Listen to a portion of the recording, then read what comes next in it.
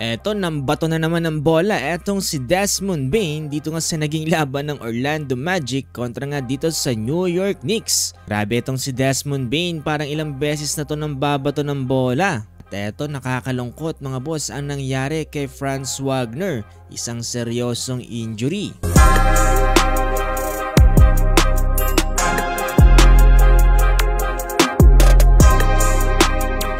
Nandito na tayo kaagad mga boss sa laban ng New York Knicks kontra nga dito sa Orlando Magic. Kaninang madaling araw ang naging laban na to at eto, under 4-minute mark dito nga sa first quarter, etong si Anthony Black ay nagset nga dito ng alley-oop para nga dito kay Franz Wagner. Lubukan siyang i-contest dyan dito nga ni Hawk Porty, kaso nga lang mga boss, etong pagbagsak ni Franz Wagner ay nauna itong kanyang tuhod. Sa sobrang sama nga ng pagbagsak dyan dito nga ni Franz Wagner ay talagang namilipit siya sa sakit dito habang hawak-hawak itong kanyang tuhod. Nag-alala din etong si Hawk Porty para nga dito kay Franz Wagner at talagang mukhang hindi niya naman sinasadya itong play na to. Papanoorin natin itong replay, etong si Hawk Porty ay mukhang sa bola talaga nakafocus. Nagkataon nga lang na talagang napasama itong bagsak ni Franz Wagner. At after review mga boss tinawagan lang ng loose ball foul etong si Hawk Porty.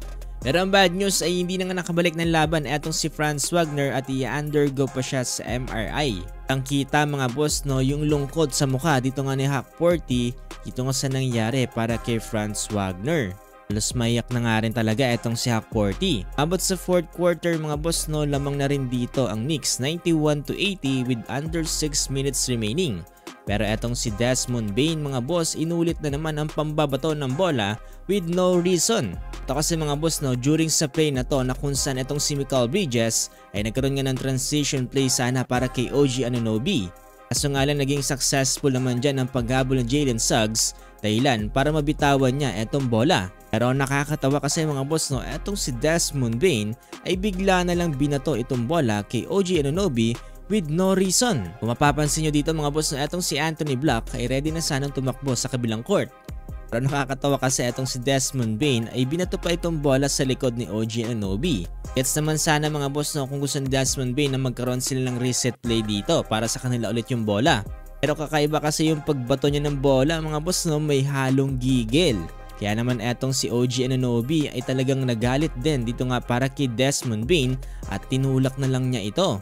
Parang may anger issue na mga boss etong si Desmond Bane, makailang beses na to nang babato ng bola. Dahil sa uli mga boss, nagawa pa rin namang manalo dyan ng New York Knicks sa final score na 106-100 na kung saan pinangunahan nga dyan ni Jalen Brunson with 30 points tapos 21 points for OG Anunoby.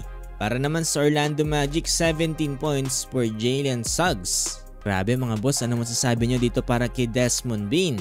Kung gusto pa na may basketball updates ganito ay huwag niyong kakalimutang i-follow itong ating page.